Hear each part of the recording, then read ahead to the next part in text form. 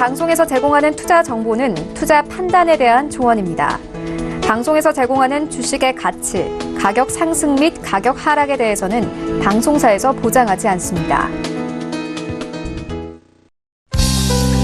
시청자 여러분 안녕하십니까. 오늘장 내일장 2부 출발하도록 하겠습니다. 이제 2부에서는 종목 이야기들 좀 자세히 나눠보도록 하겠습니다. 그리고 여러분이 궁금하신 종목 상담 함께 이어갈 텐데요. 하단에 번호 나가고 있습니다. 100원의 정보 이용료 부과되는 샵 0082번을 통해서 궁금하신 종목 있으신 분들은 종목명, 가격, 그리고 매수 비중을 적어서 보내주시길 바랍니다. 잠시 뒤에 두 분의 전문가와 함께 이야기 나눠보는 시간 갖도록 하겠습니다. 코스피 상황 잠시 점검하겠습니다.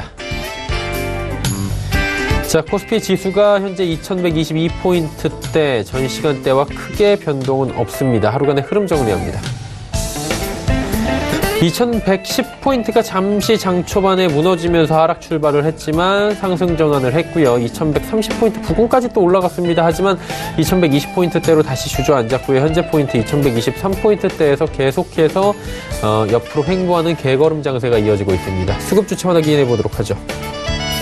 기관이 오늘 정말 매수를 많이 해줍니다. 기관이 3,717억 원이나 매수를 해주는 가운데 금융투자와 연기금 지금 매수가 들어오고 있고요. 연기금이 무려 1,318억 원 매수합니다. 투시는 362억 원 매도하고 있고요. 다음 살펴보도록 하죠. 694포인트대입니다. 상승 전환을 했습니다. 하지만 상승폭은 미미합니다. 하루간의 흐름 정리합니다. 691부터 696 위아래 변화폭이 크지 않고요. 현재는 보합권 수준에서 계속해서 횡보하고 있습니다. 자, 그렇다면 원달러 환율의 흐름에 변동이 생겼나 확인하기 전에 수급 주체 잠깐 만나볼까요? 개인과 외국인이 삽니다. 기관은 팔고 있고요. 557억 원 기관 매도고요. 연기금이 조금 전에 매수 전환을 했습니다. 14억 원 소폭 매수로 전환이 됐습니다. 원달러 환율 오늘 점검해야 될 텐데 1130원대까지 가파르게 올라왔던 달러가 현재 하락하면서 1126원 70전에 거래가 되고 있는 상황입니다. 금일 본 방송에서 제공해드리는 정보는 투자 판단에 대한 조언일 뿐입니다. 해당 주식의 가치와 수익률을 보장해드리지 않는다는 점 참고해 주시기 바랍니다. 마감 전략 바로 짚어보도록 하겠습니다. 유한타증권 역삼지점의 정밀한 팀장 연결돼 있습니다. 안녕하십니까? 네, 안녕하세요. 예, 오늘 시장 상황 점검 부탁드리고요. 마감 전략 함께 들어볼까요? 네, 오늘 시장 장 초반 하락 출발했다가 장 후반에 가면서 상승 다시 돌아섰고, 지금 현재 코스피, 코스닥 모두 상승 전환했습니다. 아무래도 대외적으로 미국 무역 분쟁에 대해서 아무래도 관망치가 나오면서 아무래도 장 초반 좀 약하게 했지만, 아무래도 브렉시트나 이제 중국 경기 둔화 우려에 대한 이런 투자 심리 불안 요소들이 리스크로 요인을 가진다라고 보여집니다. 대내적으로는 반도체 경기가 예상보다 빨리 꺾이면서 한국 수출이 이제 작년 12월부터 감소를 했는데요. 여기에 이제 건설 투자나 설비 투자 부진이 지속된다라는 부분, 그리고 거기에 이제 중국의 지속 경기 부진으로 한국계 대중 수출이 급감했다라는 부분이 아무래도 불안 요소로 함께 적용한다라고 보여집니다. 그나마 다행스러운 부분은 2분기부터 이제 미국과 이제 중국 간의 무역 분쟁 협상이 타결이 된다라고 하며 국내 수출에도 긍정적인 재료로 기대가 됩니다.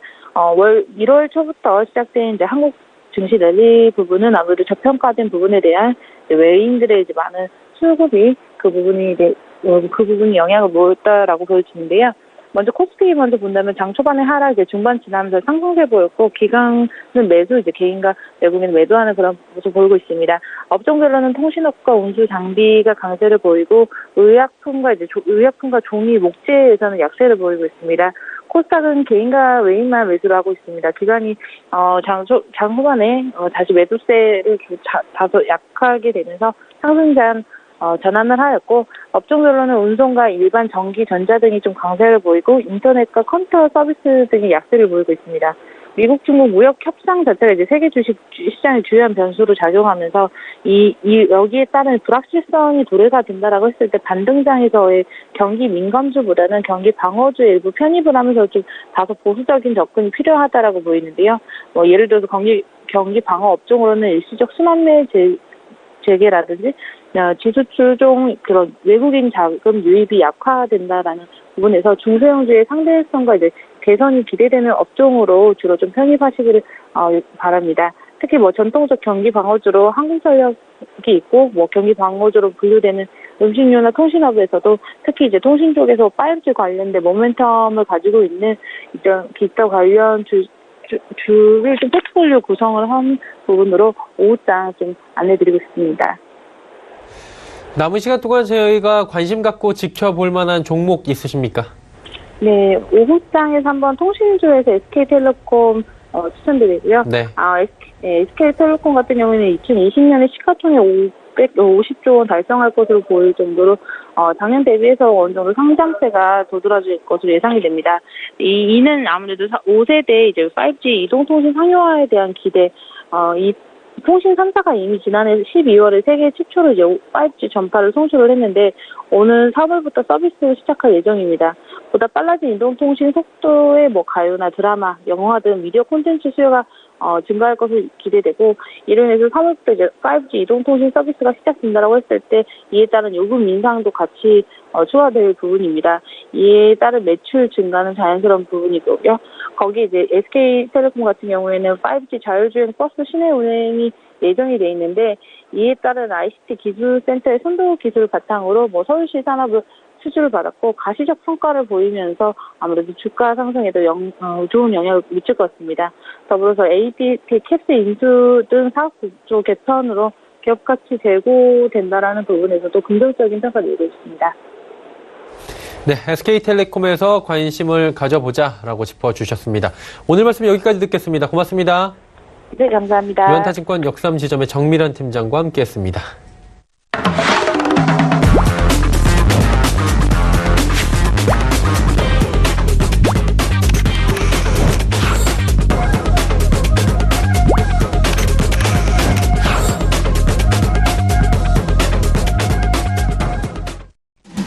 오늘 저는 일장 2부 함께하고 계십니다. 레벨업 트레이딩 타임 시간 본격적으로 출발합니다. 두 분의 전문가 바로 소개해드립니다. 골드스탁의 이청원 본부장, 벤자민 투자연구소의 신일섭 소장입니다. 두 분 어서 오세요.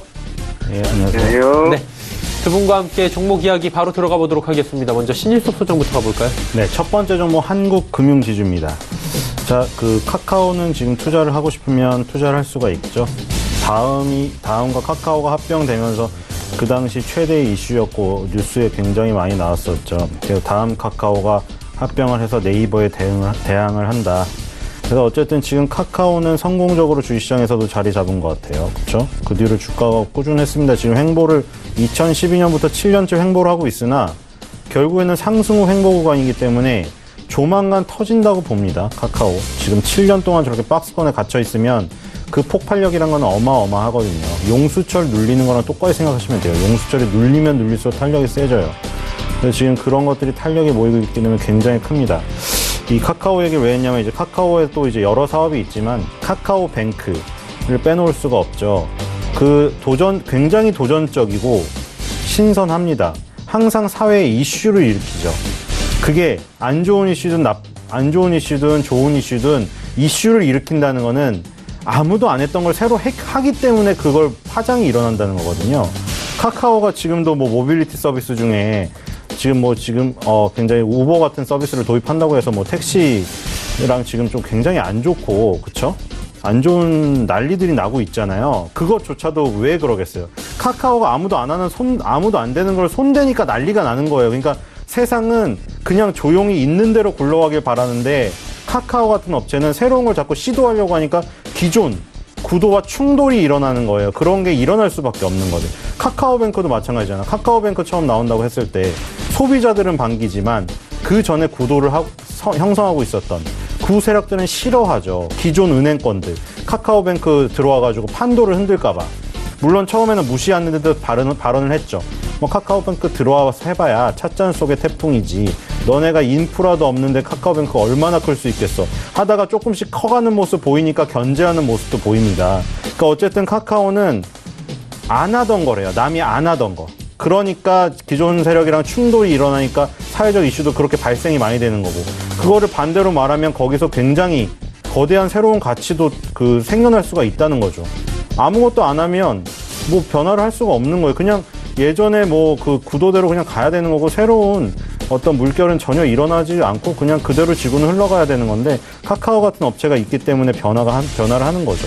한국금융지주가 2017년 8월 달에 자회사 한국투자증권을 통해서 여기에 투자를 합니다. 한국금융지주의 대부분의 힘의 원천은 한국투자증권에서 나와요. 한국금융지주는 한국금융은행이란 게 없기 때문에, 그쵸? 지금 뭐 대신증권도 마찬가지고, 우리 투자증권 같은 경우는 우리은행이라는 계열사가 있잖아요. 근데 한국금융지주의 한국투자증권이라던가 대신그룹의 대신투자증권 같은 경우에는 같은 계열의 은행권이, 제1금융권이 없어요. 그쵸? 그래서 순수 증권사를 바탕으로 힘을 길러온 업체들인데 한국금융지주도 한국투자증권이 대표적이죠. 물론 한국투자저축은행은 있으나 1금융권이 없어요.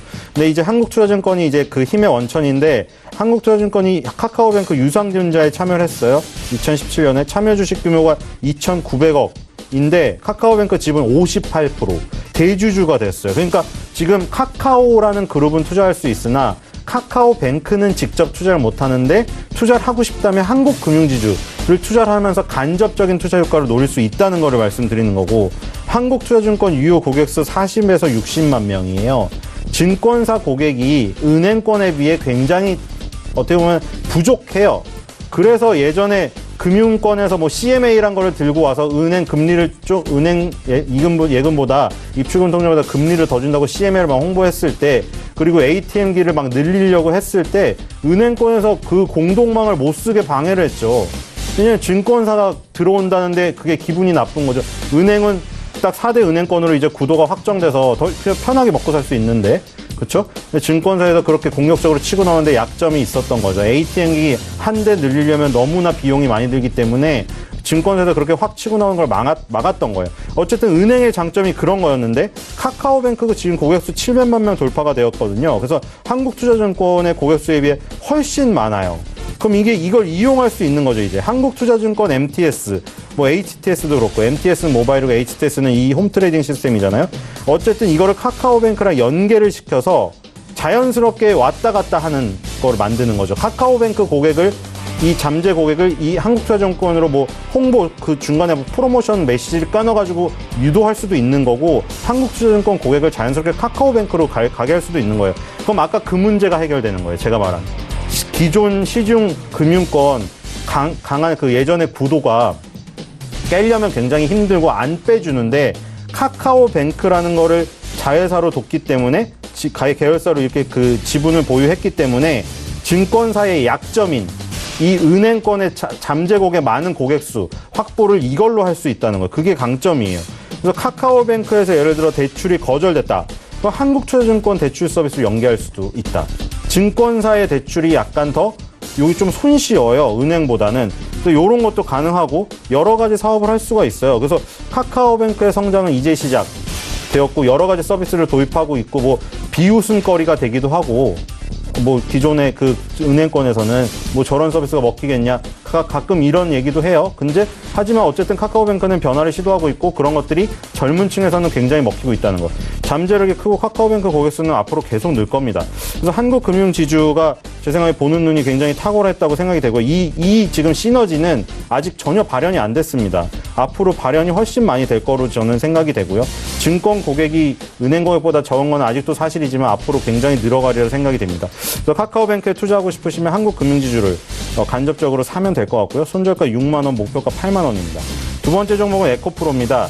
에코프로 지금 전기차 관련주를 조금 더디게 움직이고 있죠. 왜냐하면 전기차 관련주는 2017년에 움직였었고 삼성 SDI와 LG화학 같은 배터리 완성 회사는 아직도 굉장히 굳건히 그 움직임을 지금 조용히 하고 있지만 역시 지금 수소차가 너무 강하기 때문에 수소차가 너무 강하니 상대적으로 전기차가 눌려 있는 것뿐이에요.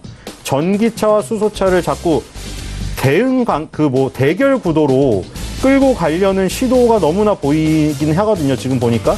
왜냐면 이거 어떻게 보면 모르겠어요. 이게 음모론인데 수소차를 굉장히 방해하고 싶은 사람인 것 같아요. 그쪽은. 왜냐면 어떤 그 비판과 비방의 차이잖아요. 비판은 전기차의 어떤 장점만 부각하면 되는데 지금 양상을 보면 수소차는 쓰레기인데 하고 있다고 자꾸 그런 여론을 조성하는 쪽이 있거든요. 왜 저걸 하냐. 나라가 미쳤다. 이런 얘기도 있어요. 근데 그거는 아닌 것 같고요. 수소차든 전기차든 어쨌든 새로운 기술, 새로운 트렌드가 들어오는 건데 그걸 꼭 대결 구도로 끌어가야 되나 싶어요. 저는 수소차든 전기차든 한쪽이 수소차가 큰다고 전기차가 완전히 망해서 사업을 못하거나 전기차가 너무 커서 수소차가 완전 패망을 하거나 이런 일이 벌어지기보다는 저는 같이 공존을 할 거라고 저는 생각을 하고 있거든요. 그렇기 때문에 주식시장에서도 전기차 테마가 수소차 테마 때문에 약세를 띠고 있을 뿐이지 완전히 죽어서 없어지리라고 상상은 하고 있지 않아요, 저는. 그렇기 때문에 전기차 테마도 지금 숨죽이고 있지만 언젠가는 다시 움직인다. 수소차 테마가 지금 너무 강력하기 때문에 눌려 있을 뿐이지. 그래서 그중에 대표적인 종목이 에코프로고, 에코프로는 2차전지 부품 2차전지 물질을 만드는데 NCA라는 물질이 매출의 80%를 차지해요. 니켈, 코발트, 알루미늄 산화물의 그 약자를 딴 거예요, NCA. 그래서 일본의 스미토모사가 여기에 1위고 양극 소재라고 불려요. 음극 양극 소재가 있는데 NCA 양극 소재 시장 점유율 2위입니다. 삼성 SDI에 납품을 하고 있고 무라타에도 납품을 하고 있어요. 물론 지금 전동공구나 전기 자전거용 NCA가 주력이고요.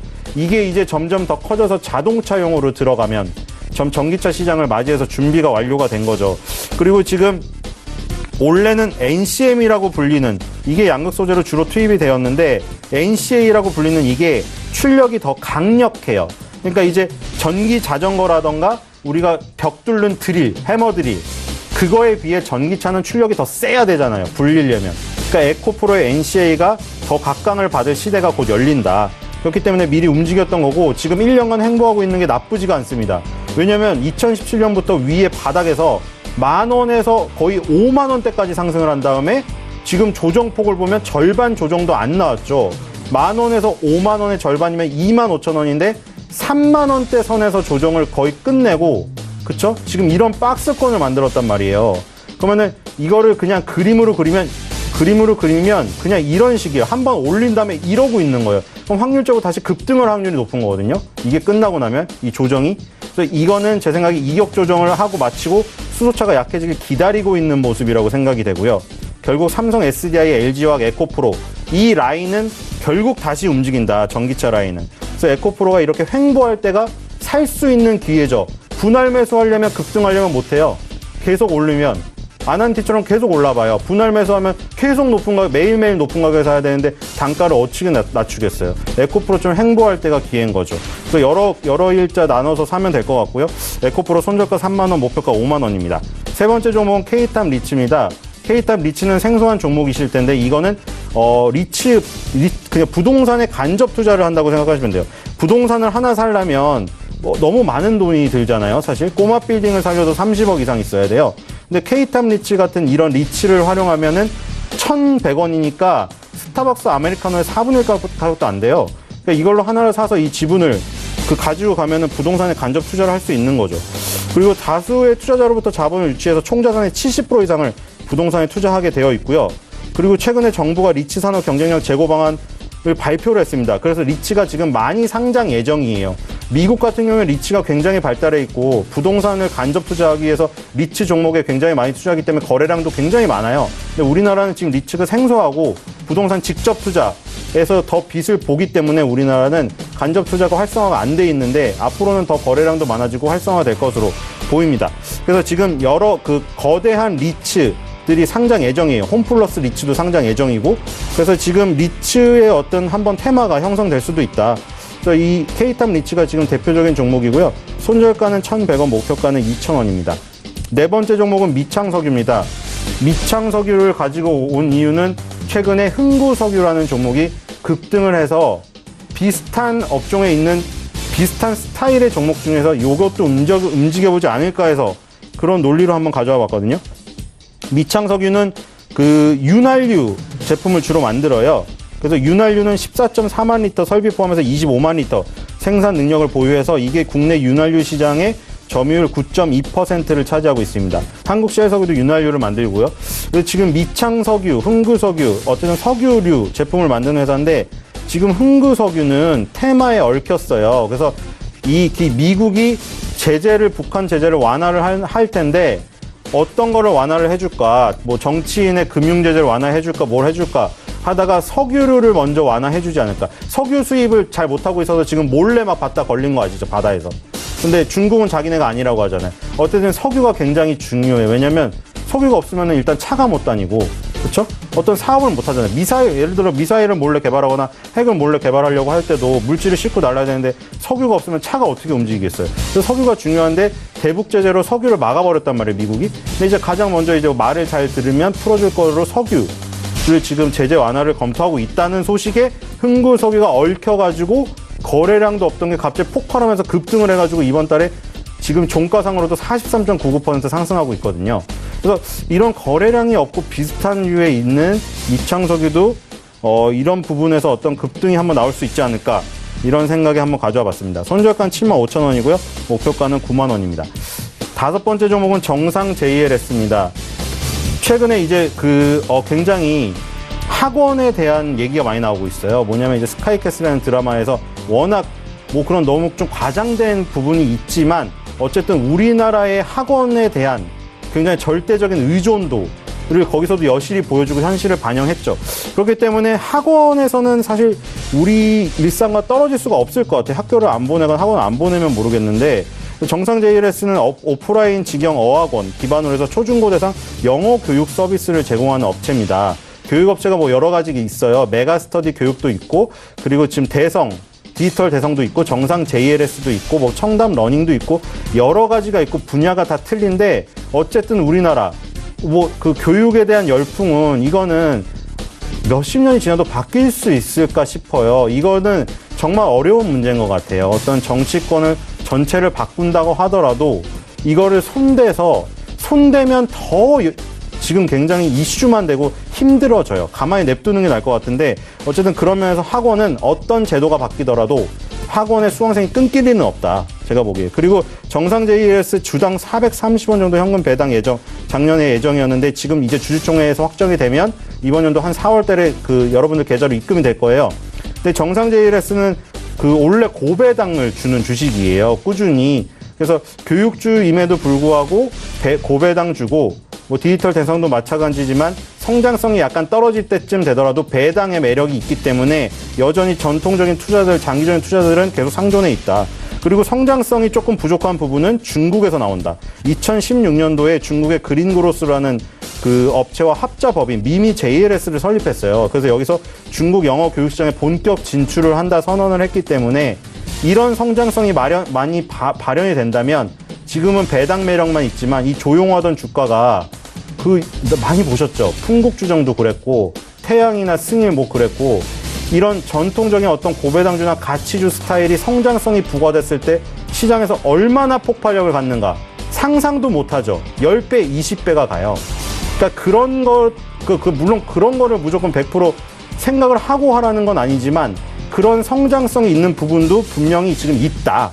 그런 건 어떻게 운 플러스 알파로 여기시고 안정적인 정상 JLS에 계속 투자를 해나가시면 그런 운도 따를 수가 있습니다. 그래서 정상 JLS 손절가 6,800원, 목표가 10,000원입니다. 네. 한국 금융지주부터 정상 JLS 교육 관련 주까지 이야기해 주셨고요. 자, 이청원 본부장 바로 만나보도록 하겠습니다. 어떤 종목부터 들어볼까요? 예, 첫 번째 종목은 메가스터디 교육입니다. 공사를 학생을 대상으로 하고 있는 학원, 그리고 온라인 교육 콘텐츠 제공 기업입니다. 특히 온라인 교육 콘텐츠 제공에 있어서는 민간 사업자 중 매출액이 가장 큰 회사라는 평가를 받고 있고요. 지난해 4분기 기준 매출액은 전년 동기 대비 35.4% 증가한 794억 원, 영업이익은 1억 원으로 흑자 전환 기대감이 팽배합니다. 다만 1분기와 4분기가 전통적 비수기임을 감안한다면 이번 4분기 실적에 대한 결과는 결코 나쁘지 않다고 보여지고요. 특히 2016년 그리고 17년 4분기 기준 영업 손실이 각각 68억 원, 20억 원임을 감안한다면 현재 동사의 4분기 실적은 완만하게 개선되고 있음을 확인할 수가 있습니다. 교육업종은 통상적으로 하향 산업으로 여겼죠. 출산율 하락으로 서비스를 소비하는 학령 인구가 줄어들기 때문인데, 다만 객관적인 통계 결과를 살펴보았을 때 2017년 기준 고등학교 사교육 시장은 5조 원에서 5조 7천억 원으로 오히려 14% 정도 성장을 했고요. 사교육 참여율은 기존 49.2%에서 55%로 5.8%포인트 증가였습니다. 주당 사교육 참여 시간 또한 3.8시간에서 4.9시간으로 증가하였는데 이러한 통계 자료는 결국 사교육 시장이 우리가 생각했던 것과는 달리 계속해서 성장하고 있다라고 하는 것으로 해석할 수가 있습니다. 그 중에서도 수능 온라인 시장이죠. 전체 시장 중에서도 성장 속도가 가장 빠른 시장입니다. 동사의 경우 패스 상품 출시를 통한 단가 인상, 온라인 교육 참여율 확대로 인한 학생 수 증가가 동반되고 있는 만큼 올해 실적 전망이 개선될 것으로 보입니다. 매출액은 전년 대비 13% 증가한 4,081억 원, 영업이익은 27% 정도 증가한 601억 원 수준이 전망이 됩니다. 그 중에서도 고등부 매출이죠. 고등부 매출은 전년 대비 14.7% 증가한 3,056억 원으로 대다수를 차지할 것으로 보입니다. 기술적으로 보게 되면 중요한 가격대는 31,000원인데 이 가격대를 1월 17일에 돌파하고 지금 캔들 자체가 안착이 되어 있습니다. 기관의 수급이 계속해서 이어지는 지금과 같은 흐름에서 추가적인 하락이 나올 것이다 라고 하는 것보다는 가급적 31,000원대를 지지선으로 잡고 계속해서 우상향하는 흐름이 이어지지 않을까 그렇게 생각이 됩니다. 그래서 목표 가격은 4만원 정도 잡으시고요. 손절 가격은 3만원 제시해 드리겠습니다. 다음 종목은 한세실업입니다. 동사는 글로벌 패션 기업입니다.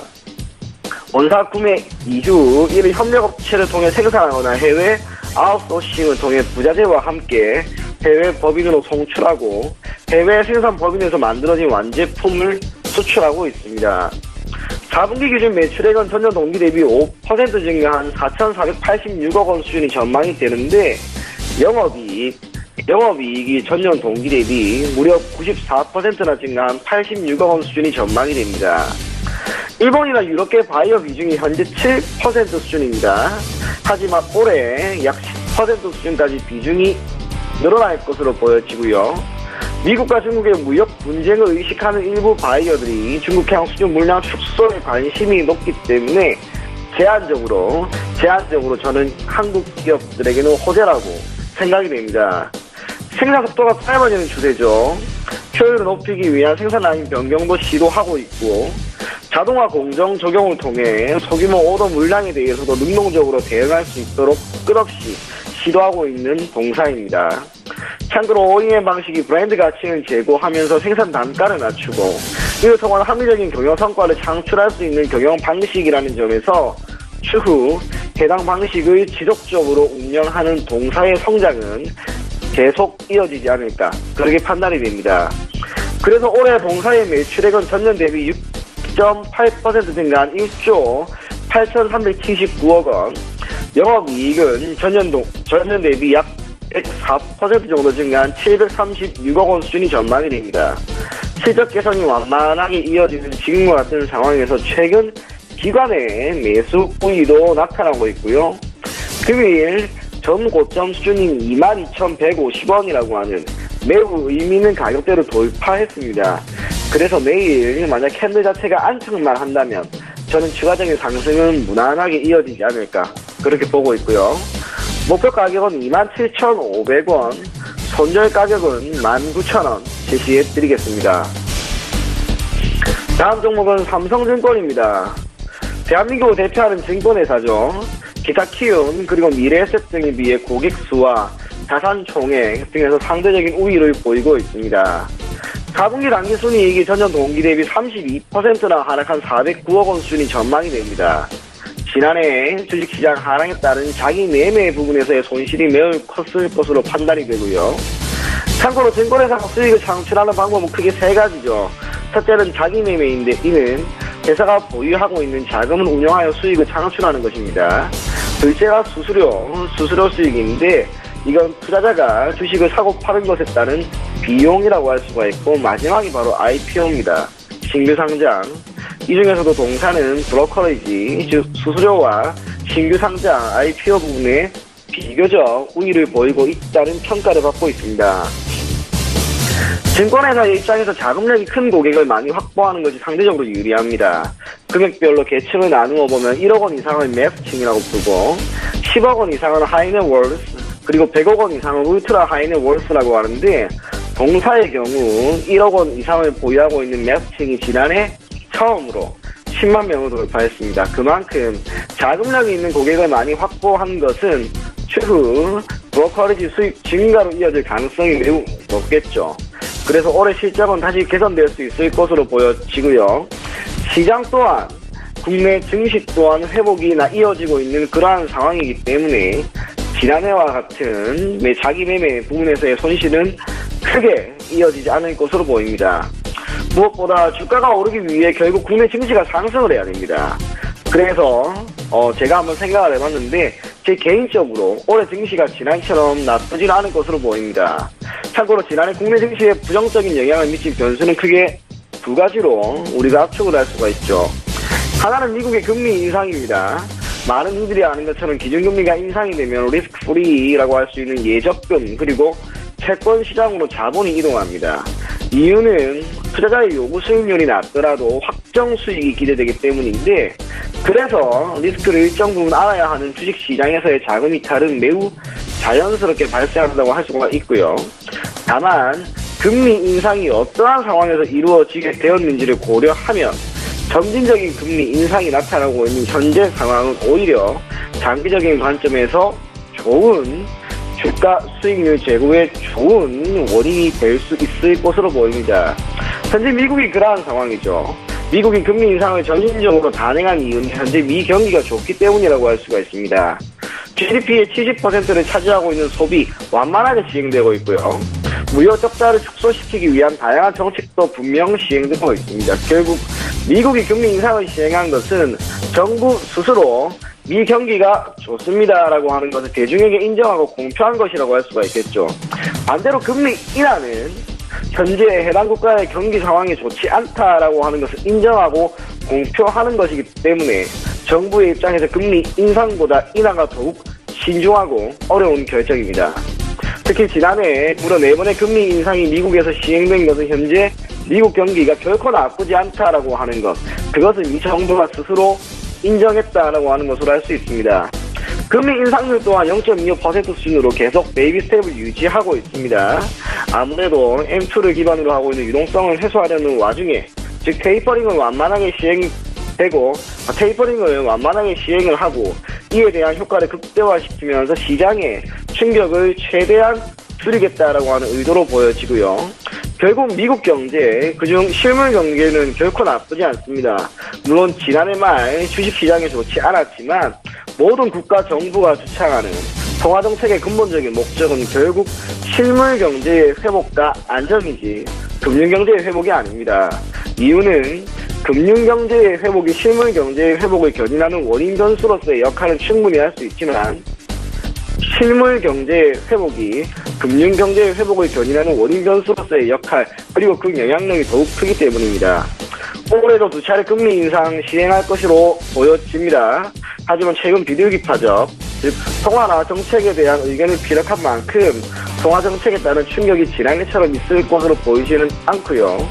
기타 또 하나 변수는 역시 미국과 중국의 무역 분쟁인데 이 또한 실마리를 계속해서 찾아가려고 하는 움직임이 나타나고 있는 만큼 올 한해 증시는 결코 나쁘지 않을 것으로 보입니다. 그렇기 때문에 증권주를 포트폴리오에 편입하는 것은 매우 합리적인 의사결정으로 보여집니다. 목표 가격은 38,500원 제시해 드릴 거고요. 손절 가격은 3만원 제시해 드리겠습니다. 다음 종목은 CJ 대한통운입니다. 대한민국을 대표하는 물류 유통 기업입니다. 지난해 8월 경기 광주에 아시아 최대 규모의 메가 허브 터미널을 오픈하는 등 업계 최고 수준의 인프라를 구축하고 시장 점유율을 계속 증가시키고 있습니다. 4분기 매출액은 전년 동기 대비 29.1% 증가한 2조 5천억 원 수준이고요. 영업이익은 전년 동기 대비 17.5% 증가한 706억 원 수준이 전망이 됩니다. 그중 택배 부문에서의 매출이 전년 동기 대비 13%나 상승한 상황에서 지난 11월 대전 터미널 가동 중지, 파업에 따른 비용 발생이 있었음에도 불구하고 견조한 실적을 달성했습니다. 그리고 해당 변수들은 단순하게 일회성으로 영향을 줄 것이다 라고 하는 점에서 1분기 실적에 대한 기대감은 매우 높습니다. 그 중에서도 택배 단가 하락이 시행된 상황에서의 실적이었기 때문에 택배 단가가 결국 정상화 수준을 유지하는 또는 회복하는 시점에서 운임에 대한 인상 협상 재개까지 이루어지면 실적에 대한 기대감은 매우 높게 평가를 받을 수 있을 것으로 보여집니다. 그래서 올해 택배 부문에서의 영업이익은 약 128%나 증가할 것이라는 전망도 유효하고요. 수급적으로는 외국인의 관심이 계속 이어지고 있습니다. 기술적으로는 14만원대, 최고 17만원대 내외에서 박스권을 형성하고 있기 때문에 해당 가격대를 돌파하려고 하는 움직임 또는 캔들 자체가 그 위에 안착만 된다면 시세가 다시 나올 수 있으리라 봅니다. 목표 가격은 20만원 우선 제시해 드릴 거고요. 선절 가격은 15만원 제시해 드리겠습니다. 마지막 종목은 현대미포조선입니다. 동사는 중형 선박 부문에서 세계 수준의 기술력을 보인 기업입니다. 4분기 실적은 6,116억 원, 영업이익은 240억 수준이 전망이 되는데 주력 상품은 중형 석유화학 운반선입니다. 시장 점유율이 50% 이상인 상황에서 최근 조선업의 턴어라운드 그리고 탱커 운임의 증가와 글로벌 화학 설비 투자 사이클에 대한 기대감이 겹쳐지면서 동사의 주가가 만만한 우상향 흐름을 보이고 있습니다. 핵심은 결국 조선업의 회복이라고 할 수가 있겠죠. 버이크선과 탱커, 컨테이너와 가스선의 수주가 조금씩 회복되는 상황입니다. 그리고 곡물이나 광석 등 심지어 이 모든 것들을 나타내는 BDI 지수가 최근 5년 기준 점진적인 상승이 이어지고 있기 때문에 동사의 수혜가 어느 정도 전망이 되고요. 수주가 조금씩 회복되고 있는 상황에서 성과 또한 올라가고 있습니다. 그렇기 때문에 지금 이러한 흐름은 조금 더 이어질 것이다 라고 판단이 됩니다. 목표 가격은 75,000원 제시해 드릴 거고요. 손절 가격은 57,500원 제시해 드리겠습니다. 자, 5종목씩 총 10종목 이야기 들어봤습니다. 단기 접근 종목들 리뷰해 보도록 하겠습니다. 먼저 신 소장님은 인지 컨트롤스 결과 어땠습니까? 네. 또 대박이 났네요. 근데 지금 어떤 확산 과정에 있어요. 테마가. 남북 경협도 보면 처음에 금강산 개성공단 움직이다가, 그러니까 이게 어떤 사고거든요. 사고. 그러니까 사고가 펑 터진 사고가 아니라 우리가 생각을 해보는데 그 생각의 논리대로. 그러니까 거기에 어떤 언론의 그런 입김이나 이런 게 들어가면 더 파괴력이 있어지는 거고, 생각을 넓히는 과정이에요, 지금 보니까. 그러니까 남북경협도 점점 가다가 이제 점점 범위가 확산되잖아요. 수소차도 점점 범위가 확산되고 있잖아요. 처음에 움직이던 1등주들은 지금 사실 움직임이 둔해졌어요. 후발주를 찾고 있고, 어저께는 제가 안 나왔지만 보니까 갑자기 또 태양승일이 움직이더라고요. 느닷없이. 아시다시피 태양승일도 잘 모르는 사람들이 많은 주식이에요. 근데 일상생활 속에서는 굉장히 많이 쓰이죠. 태양의 부탄가스, 그쵸? 부탄가스 맨날 여름철에 폭발 사고 일어난다고 그 부탄가스주 얘기 나오고, 그 다음에 승일은 그 태양과 관련 회사인데 우리가 뿌리는 헤어 스프레이라던가 모기 죽이는 거 있죠. 에프킬라. 그거 만드는 회사인데 갑자기 느닷없이 어제 둘 다 상한가 가까이 하나 상한가하고 하나 상한가 가까이 갔어요. 오늘은 바로 급락하는데, 그거는 또 자회사를 찾았는데 그게 또 수소차에 관련이 있네. 그러니까 지금 이거 뭐냐면 계속 찾는 확산 과정. 그러니까 이게 확산 과정이 일어나는 그 순간에는 일단 최고치로 가는 거예요. 수소 테마가 지금 최고치로 가다가 물론 어느 순간 풍선이 빵 하고 터져버릴 건데, 지금 일단 바람이 굉장히 많이 들어가고 있는 상태는 맞아요. 그 빵 터지기 전에 여러분들은 나오셔야 되는데, 어쨌든 그 일련의 과정 속에 인지 컨트롤스는 운이 좋게 후발주로 맞춘 거죠.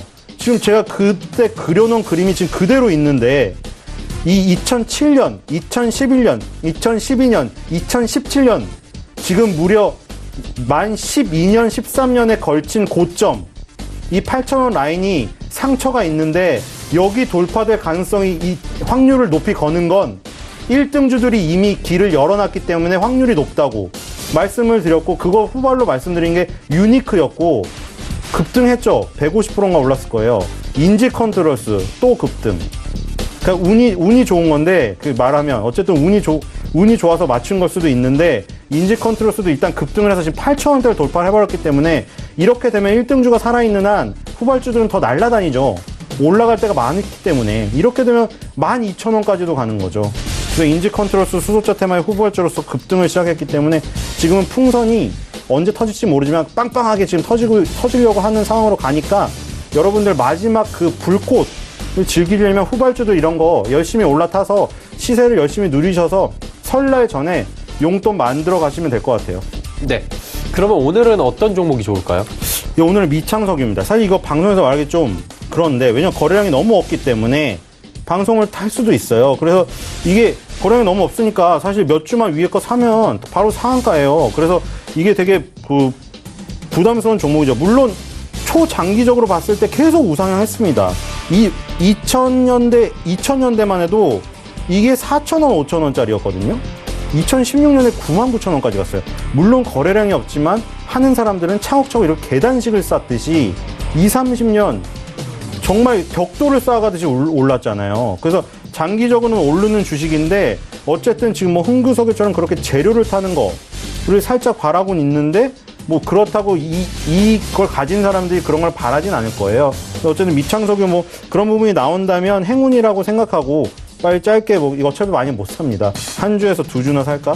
그래서 흥구석유 후발주 기대감으로 보는 거고요. 단기적으로 좀 올라가면 좋고 아니면 뭐 초장기적으로 그냥 가지고 있는 사람들은 적립식으로 사는 종목이기 때문에 그런 식으로 참조를 하시면 될 것 같아요.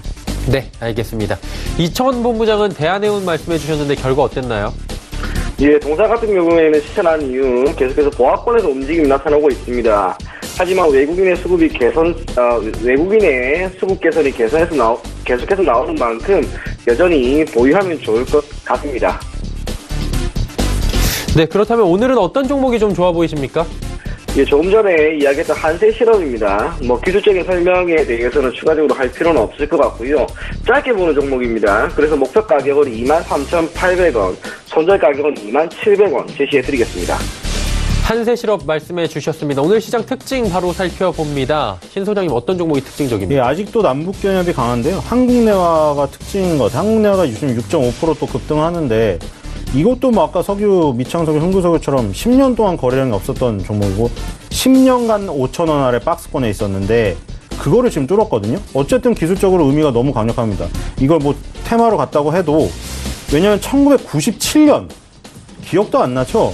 97년과 2007년 이거 어떻게 보면 IMF와 세계 경제 위기 10년 위기론에 한 번씩 찍었던 그 고점을 이번에 2019년에 넘어섰어요. 역사상 신고가를. 그래서 어쨌든 재료로 가긴 했지만 이런 지금 10년이 아니죠. 이거는 20년에 걸친 박스권을 돌파를 시켰기 때문에 굉장히 의미가 있는 시세다. 그리고 오늘도 급등을 하고 있기 때문에 한국 내화를 특징주로 꼽았습니다. 네.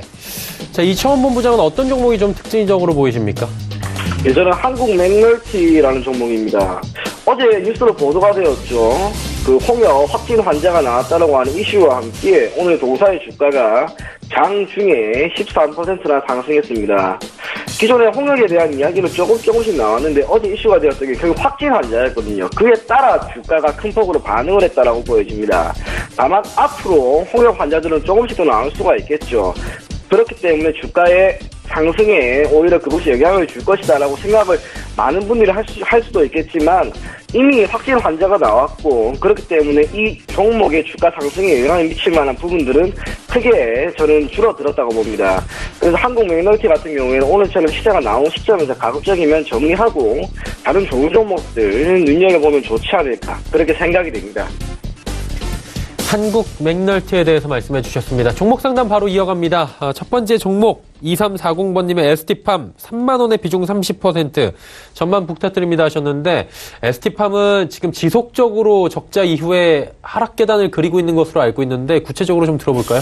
네, 이거 뭐 반등이 없네요, 아예. 예. 이게 지금 이렇게 되면 사실 뭐 재무제표 작년까지 나오는 것만으로 봐서는 뭐 그게 완전 악화된 건 아니었거든요. 2015년에 1,300억 매출이었는데 2017년에 2,000억으로 늘어났고 영업이익도 지금 2배가량 늘어났잖아요. 물론 2018년에 적자 전환했다고 했지만 물론 재무제표로 다 되는 거 아닙니다. 재무제표 아까 앵커님하고도 얘기를 나눴는데 재무제표로 다 되면 회계사들만 다 돈을 벌어야 돼요. 근데 주식시장은 그렇지 않거든요. 그렇죠? 그러니까 이거는 지금 ST팜은 좀 뭐 재무제표가 2017년까지 좋았다고 하더라도 일단 이 주가 이 시장에서 판단을 하는 건데 지금 어쨌든 이 내려가는 채널 안에서 있었는데 규칙적으로 그 채널마저 무너뜨려 버렸기 때문에 이렇게 되면 어떻게 되냐면은 지금까지 뭐 예를 들어 2층에서 놀았다면 1층으로 새로 내려간 거예요. 그러면 여기서 이제 다시 그려야 되거든요. 그러니까 이제 한 단계 레벨 다운이 돼버린 거죠. 이건 레벨 업이 아니라. 그렇기 때문에 지금 같은 경우에는 하락을 지금까지 계속 지속해서 이제 너무 지겨워서 상승하겠다. 요거는 그냥 헛된 바람이에요. 제가 보기에. 이거는 하락을 하기에 더 쉬워요. 확률이. 지금은. 이렇게 되면. 레벨 다운이 돼서 아래로 내려와 버렸기 때문에. 그래서 제 생각은 이거를 만회하려면 이거를 확정시키면 되게 힘들잖아요. 예를 들어 지금 거의 뭐 반토막 가까이 났다면 이걸 다 팔아버리면 거기서 역으로 배의 수익을 내야지 본전이에요. 그쵸? 그러니까 이걸 반을 파세요. 반을. 절반을 팔아가지고 다른 시세가 좋은 종목에서 만회를 하는 거죠. 그 방법밖에 없습니다. ST팜 최근에 상승 없이 지속적으로 빠지기만 하는데 무턱대고 상승을 기대하기보다는 절반 매도 후에 타 종목으로 이동을 하시라라고 조언을 해주셨고요. 다음 종목은 5234번님의 차바이오텍 19,000원의 비중은 40%라고 합니다. 이청원 본부장님 어떻습니까? 예, 지금 이 종목의 상태와 관련된 이야기가 아직까지 남아 있습니다. 기존에는 역시 4년 연속 영업 손실이 발생할 것이다라고 하는 이유로 관리 종목으로 지정이 되었는데 결국 지난해 2018년도가 되겠죠. 2018년도 실적 개선에 따라 영업이익이 흑자 전환되지 않으면 결국에는 상폐가 될 겁니다. 그렇기 때문에 매우 위험한 투자를 시행하고 있다라고 보여지는데 반대로 지금 시점에서 이 기업이 상패는 모면한다 하면 그럼 주가가 과연 급등에 나올 것인가? 결코 그러지는 않을 거라고 봐요. 제약 바이오주들 전반적인 회복이 나타나고 있는 시점은 결코 아니라고 보여지고요. 동사가 현재 보유하고 있는 파이프라인이 명확하게 드러나고 있는 것도 아닙니다. 결국에는 관리 종목에서 벗어났다라고 하는 그 이슈 하나에 지금 베팅을 했다라고 할 수가 있는데 거기에 따른 시세가 저는 크게 나올 것으로 보이질 않습니다. 다행히 19,000원 수익권에 있습니다. 시장에 좋은 종목 많고요. 시장에 안정적으로 투자를 하는 것 그게 결국 자산 증식에 매우 도움이 되겠죠. 현재 가격에서 전량 매도하신 다음에 현금 확보하시고 좋은 종목으로 갈아탈 것을 권해드리겠습니다. 네, 다음 종목 갑니다. 오늘 제약바이오 종목들 상담이 많은데요. 제약바이오 최근에 좀 눌림 현상이 나타나서 그런 것 같습니다. 1024번님의 네이처셀 13,500원에 비중 20%. 매도 시기 궁금하다 하셨는데 신 소장님 어떻습니까? 예, 한 15,000원 부근에서 매도를 하는 게 좋을 것 같아요. 일단은 왜냐하면 지금 2018년도에 뿜었기 때문에 이렇게 뿜고 나면은 굉장히 여기서 뿜어서 만약 계속 시세를 기다리면서 만들어서 가면 되는데 여기서 급하게 고를 만들어 버렸잖아요. 그럼 이거는 팔 여유가 없어요. 팔 여유가. 물린 사람이 엄청나게 많을 거예요. 그렇기 때문에 올라가면 올라갈수록 본전 생각 때문에 조금만 올라가도 팔아서 지금 힘이 못 받고 있는 거예요. 계속. 그래서 이제 이 위기, 계속 이 저항이 너무나 많아서 올라가면 올라갈수록 힘들 건데 일단은 20개월 선인 15,000원 선. 여기가 이제는 저항이 될 거예요. 지금 거기 확인이 된 게 2018년 말에도 2번이나 20개월 선 올라가려다 실패를 했잖아요. 3번이죠. 3달. 3달을 뚫려다 실패했으니까 이게 확실히 이제 저항이구나. 거기다 이제 10개월 선까지 이렇게 내려올 거란 말이에요. 그럼 압박이 점점 더 심해집니다. 이동평균선이 단순한 선이 아니라 그 사람들이 모여있는 심리를 나타내기 때문에 여기 압박이 심해요. 15,000원 부분 가서 일단 실현을 한 다음에 네이처셀 말고 바이오 업종을 하더라도 지금 바이오 업종이 이렇게 상각오를 만든 거 말고 수익을 지금 낼 수 있는 신선한 시세로 수익을 좀 내서 네이처셀의 이 그 많은 요거 13,500원에 20% 비중에서 이익을 많이 못 냈다고 하더라도 다른 바이오주에서 만회할 기회가 충분히 있다고 보입니다. 네, 알겠습니다. 자, 다음은 2502번님의 종목입니다. 포스코 캠텍이고요. 71,300원에 비중 20% 손실이 좀 있는 구간인데 이천 본부장님 어떻게 할까요? 예, 우선은 보유하실 것을 권해드리고요. 제가 봤을 때 지금 이 종목 약 53,000원까지는 추가적으로 하락이 나올 수 있을 것으로 봅니다. 그 가격에서 현재 이 종목에 대한 비중이 20%니까 가급적이면 10%포인트 정도는 추가 매수를 해서 홀딩하는 전략 제시해드릴 겁니다. 다른 이유가 아닙니다. 2차전지 그중에서도 국내 유일의 응급제 공급 기업으로서 실적 전망이 매우 좋습니다. 최근 들어서 2차전지와 관련된 기업들의 주가 흐름이 좋지 않죠. 아무래도 수소차와 관련된 종목들의 흐름이 너무 좋다 보니 그쪽으로 수급이 몰린 것으로 봅니다. 하지만 2차전지 그중에서도 전기차와 관련된 종목들의 흐름, 실적 기대감은 여전히 남아 있습니다. 모처럼 찾아온 매우 좋은 분할 매수 또는 추가 매수 기회라고 보입니다. 그래서 53,000원 53,000원대까지 주가가 빠졌을 경우에는 추가 매수를 하는 방향 제시해 드리겠습니다. 오히려 주가의 조정이 조금 더 나오게 된다면 그 구간에서 추격 매수를 해도 괜찮을 정도로 기업이 괜찮다, 향후 전망이 좋다라고 말씀을 해 주셨습니다. 자, 종목 상담은 여기까지 가도록 하고요. 거래소 시장부터 마감지수 정리하도록 하겠습니다. 코스피 지수가 2127포인트대입니다. 조금 더 올라갔네요. 9포인트 상승, 0.44% 상승 흐름으로 2130선 가까워지고 있는 상황입니다. 다음 살펴보도록 하죠. 일단 오늘 2130포인트 부근까지 장 초반에 상승 전환하면서 올라갔다가 소폭의 조정이 장중에 나온 뒤에 다시금 고점을 향해서 달려가고 있는 상황입니다. 다음 살펴보도록 하죠. 수급 보시면 기관의 매수가 엄청납니다. 4,296억 원. 이 가운데 금융투자, 연기금 3,458억 원, 1,486억 원씩 각각 매수에 동참합니다. 하지만 개인 외국인 파는데요. 개인이 2,568억 원, 외국인은 1,748억 원 각각 매도하고 있고 개인의 매도 물량이 지수 상승과는 정말 반비례하듯 내려가고 있는 상황입니다. 다음 살펴보도록 하죠. 삼성전자 약보 합권까지 올라왔네요. 42,000원 부근까지 지금 올라왔고 SK하이닉스는 여전히 소폭 상승 흐름 유지합니다. 현대차가 지금 13만원 문턱에서 지금 넘질 못하고 있는 상황이네요. 12만 9천원대에서 마감 예상되고 삼성바이오로직스 역시 40만원 회복이 안 됩니다. 다음 살펴보도록 하죠. LG화학, 셀트리온, 삼성물산, 네이버 모두 올라갑니다. 소폭씩 상승하고 있고 포스코가 결국에는 하락 반전했네요. 26만 5천원대에서 2천원 하락 마감이 현재 예상이 됩니다. 이번엔 코스닥 시장입니다. 695포인트대까지 올라왔습니다. 0.2% 상승이고요. 상승 전환 이후에 소폭씩 더 상승폭을 키워나가는 모습 확인이 됩니다. 하루간의 흐름 정리합니다. 자, 보시면 693부터 696 사이에서 움직이고 있고요. 대체적으로 현재 포인트 695.95 오늘의 장중 고점 부근까지 다시 상승 흐름 가져가면서 긍정적 흐름 마무리 예상이 됩니다. 수급 주체 만나보도록 하죠.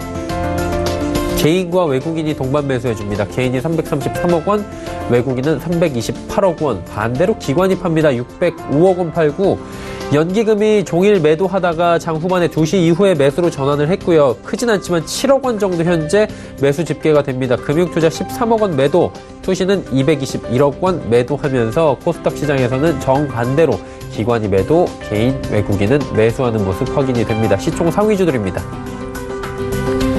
1위부터 5위까지 중에 포스코캠텍만 지금 상승 전환했습니다. 워낙에 포스코캠텍 최근에 많이 빠졌고요. 300원 정도 상승 마감 예상됩니다. 하지만 셀트리온 헬스케어, 신라제, CJ, ENM, 바이로메드 모두 빠지고 있는데 바이로메드도 장중에 3%가 넘게 빠지다가 현재 1.98% 하락 마감 예상됩니다. 낙폭 줄였고요. 다음 살펴보도록 하죠. 메디톡스의 낙폭이 큽니다. 5.84% 하락하고요. 현재 펄어비스, HLB 빠지는데 HLB는 3거래일 연속 상승 뒤에 어느 정도의 차익 실현 매물들이 쏟아져 나오고 있는 상황이고 아난티가 장 후반에 10% 급등입니다. 아난티 같은 경우에 최근에도 힘이 계속 실리는 모습 확인이 되고요. 스튜디오 드래곤 역시 2거래일 연속 상승입니다. 하지만 상승폭 많이 줄어들면서 88,600원에 마감 예상됩니다. 펄어비스 1,000원 하락하면서 0.53% 하락 마감 예상됩니다.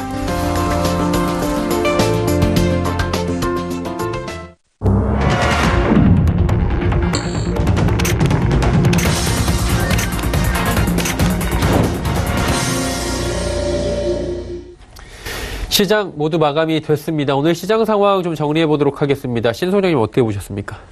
네, 역시 그 주가가 다이나믹하게 오르거나 급락하거나 이거는 이제 나타나지가 않죠. 지금 오늘 시가총액 상위를 보니 역시나 현대자동차 1.18 올랐고 현대모비스가 4.62%로 시가총액 20위 안에서 현대모비스가 제일 많이 올랐거든요.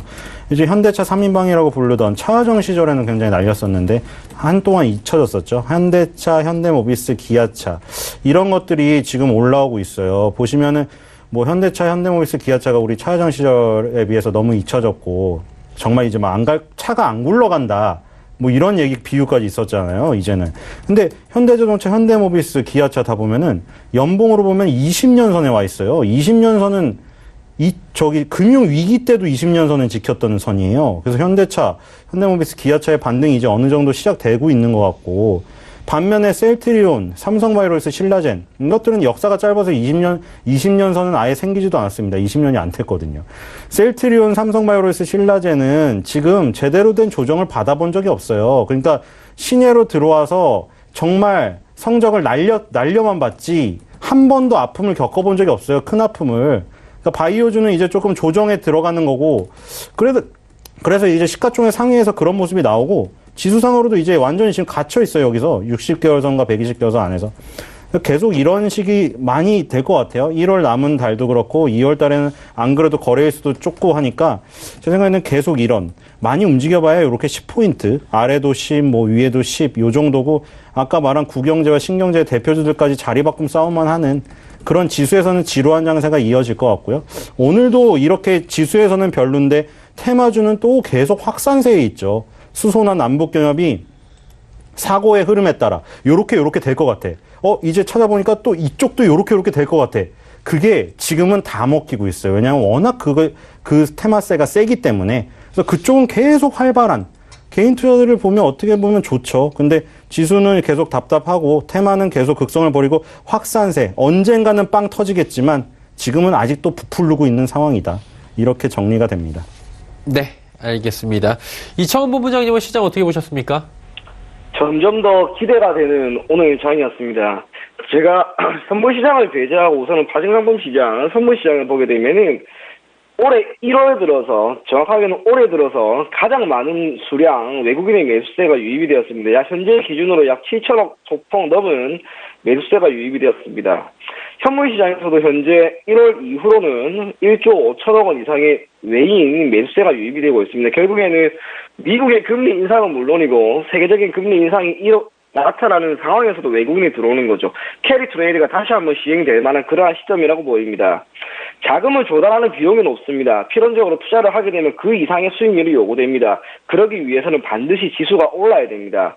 아무리 테마주들이 많이 오른다 하더라도 결국에 저는 시장이 오르기 위해 필요한 것은 시가총액 상위 종목군들 위주로의 반등이라고 보여집니다. 아직까지 지수가 큰 폭으로 랠리를 보인 건 아닙니다. 하지만 내일 적어도 코스피 기준 2140포인트 위에 안착만 된다면 저는 매우 좋은 흐름이 약 한 달, 길게는 2달 이상 이어지게 될 것으로 보입니다. 그런 면에서 주식시장에 대한 접근을 계속해서 키워 나가시면 좋을 것 같고요. 지금은 정말 공격적인 투자를 해도 그런 공격적인 투자를 하더라도 좋은 결과가 기대될 수 있는 그런 장이 아닌가, 그런 판단이 들었던 오늘 장이었습니다. 시장에 대해서 긍정적인 코멘트를 또 남겨주셨습니다. 두 분은 이쯤에서 보내드리도록 하겠습니다. 골드스탁의 이청원 본부장, 벤자민 투자연구소의 신일섭 소장이었습니다. 고맙습니다. 지수 정리합니다. 코스피가 0.47% 상승 마감했습니다. 2127.81포인트의 거래 마감했고요. 코스닥 시장 살펴봅니다. 코스닥 역시 0.16% 올라가면서 695.63포인트의 거래 마쳤습니다. 원달러 환율 살펴봅니다. 3원 20전 내리면서 1127원 30전에 장을 마쳤습니다. 자, 오늘 시장의 이슈들 정리해드리는 시간 갖도록 하겠습니다. 김동섭의 마켓뷰 출발합니다.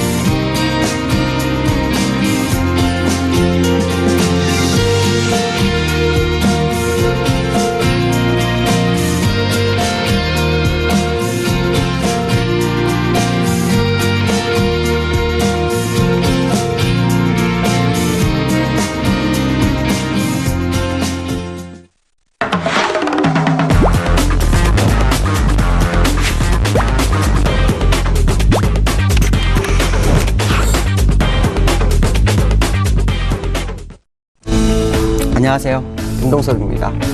어제 미국 시장이 장중한 때 1.8% 정도, 나스닥 한 2.2%까지 빠졌었는데 우리나라 시장은 반대로 올랐습니다. 완전히 청개구리장이죠.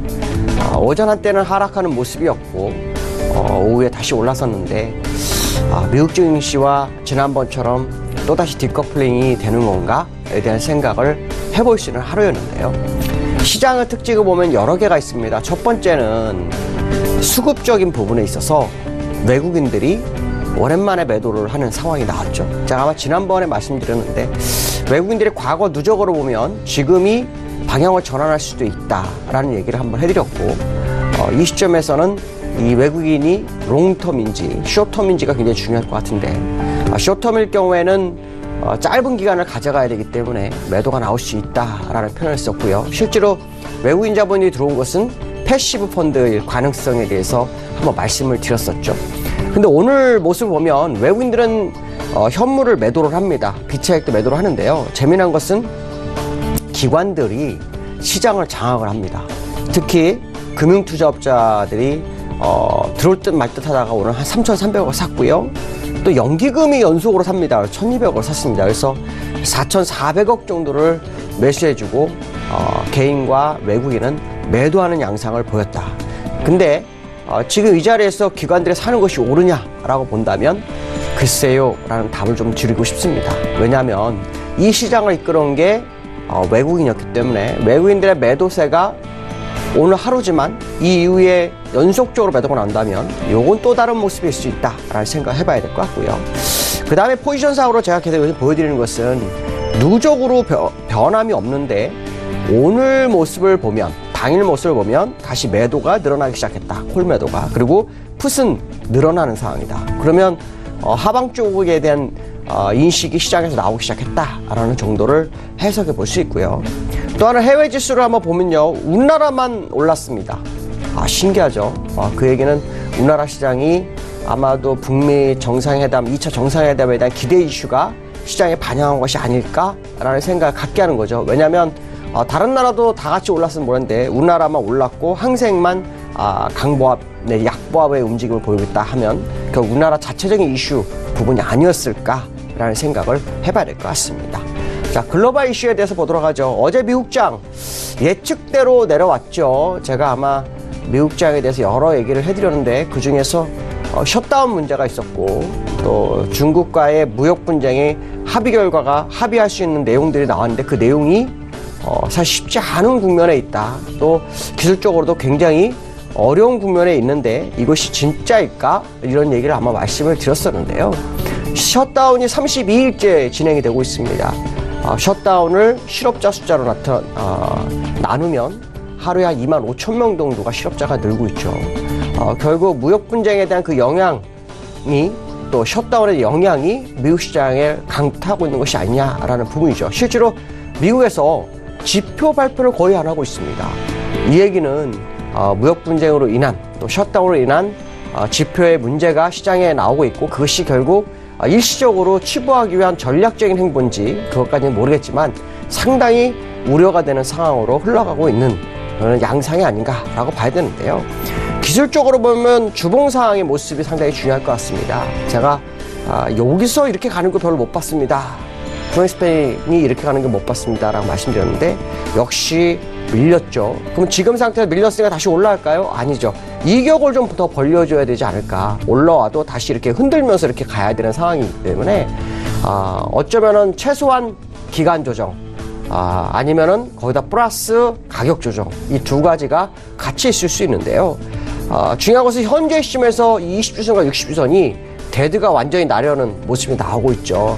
중기평선의 흔들림이 시장에 나오기 시작했다는 것은 어쩌면 이 지금 반등 이게 상승한 것이 추세를 위한 상승이 아닌 반등에 의한 상승인가를 확인시키는 그런 날들이 아닐까라는 생각을 해본다면 이번 주도 시장에서 상당히 중요한 한순간이 될 거다라는 생각을 해봐야 될 것 같은데요. 특히 추세선을 돌파하지 못했다는 거죠. 이번 반등이 추세선을 돌파하지 못했다는 것은 일단 올 수 있는 공간까지는 다 왔다. 이 정도로 해석하는 것이 맞지 않을까라고 보여주고 있고요.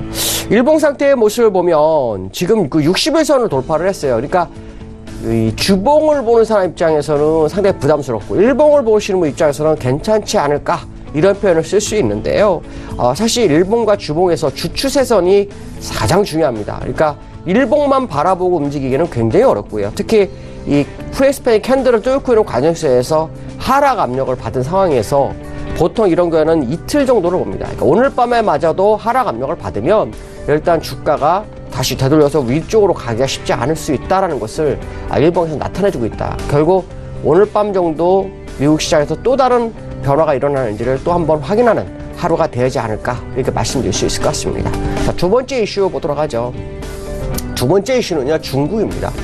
아시겠지만 중국이 28년 만에 가장 낮은 성장률을 가져옵니다. 1990년 이후로 나오는데요. 경기 하방 압력이 점점 커지고 있다는 것을 우회적으로 표현하고 있고요. 이 경기 하방 압력이 커진다는 것은 결국 고용에도 문제가 생길 수 있다라는 생각을 해볼 수 있겠죠. 자, 그 얘기는 중국이 무역 분쟁의 타격이 굉장히 크다라는 것을 나타내고 있기 때문에 아마도 이걸 해결하기 위한 방법 중에서 지난번에 대미흑자를 제로로 가져간다든가 아니면은 경기 부양이라든가 이런 모습이 나와야 할 거다라는 거죠. 근데 실제로 경기 부양을 했을 때 무역 분쟁이 타협되지 않는다면 그 경기 부양의 효과가 있을까에 대한 생각을 해볼 수 있게 하는데요.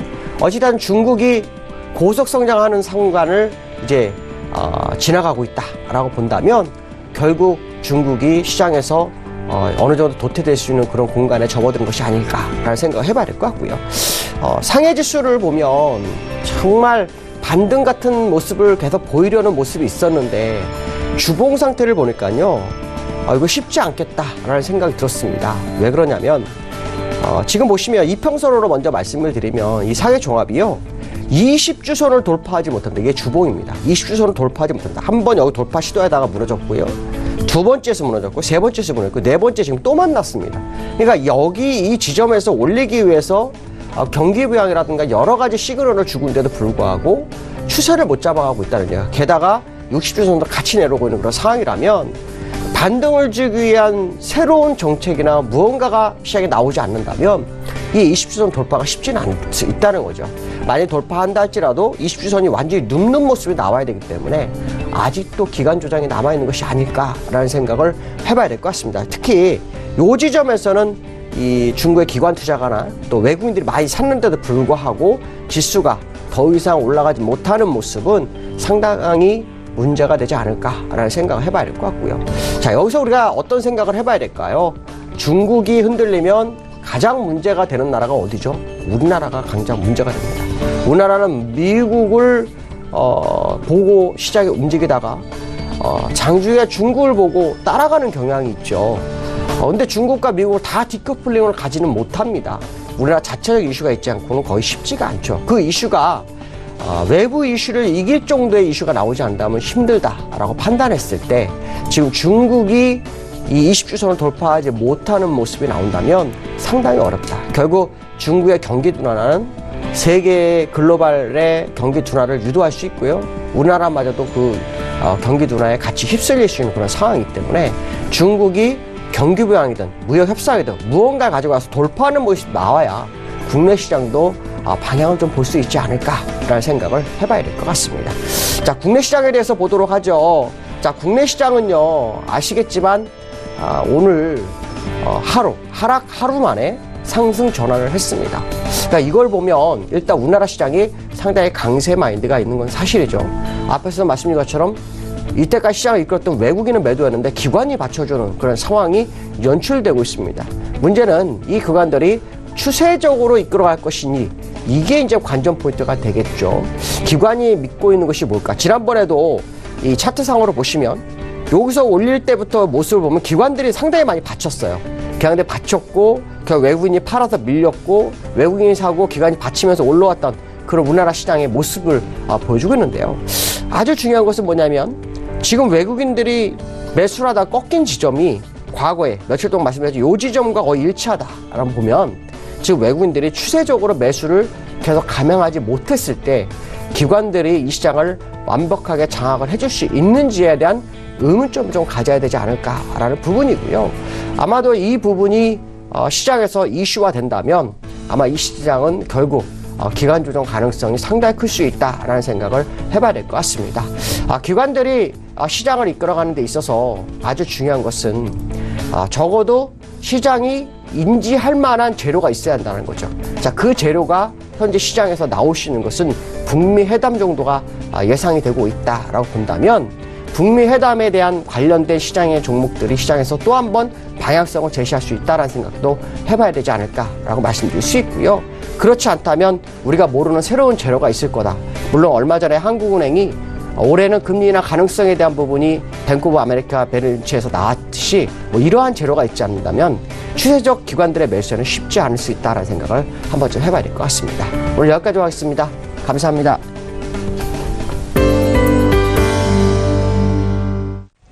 시장의 이슈들 김동섭의 마켓뷰를 통해서 하나하나 정리해봤습니다. 금일본 방송에서 제공해드린 정보는 투자 판단에 대한 조언이었습니다. 해당 주식의 가치와 수익률을 보장해드리지 않는다는 점 참고해 주시길 바랍니다. 오늘장 내일장 저희가 준비한 소식은 여기까지입니다. 편안한 오후 시간 보내시길 바랍니다. 저희는 내일 오후 2시에 더 알찬 소식을 들고 찾아뵙도록 하겠습니다. 함께해 주신 여러분 고맙습니다.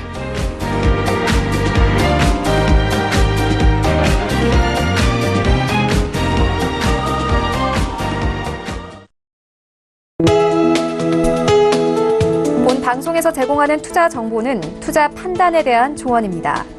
방송에서 제공하는 주식의 가치, 가격 상승 및 가격 하락에 대해서는 방송사에서 보장하지 않습니다.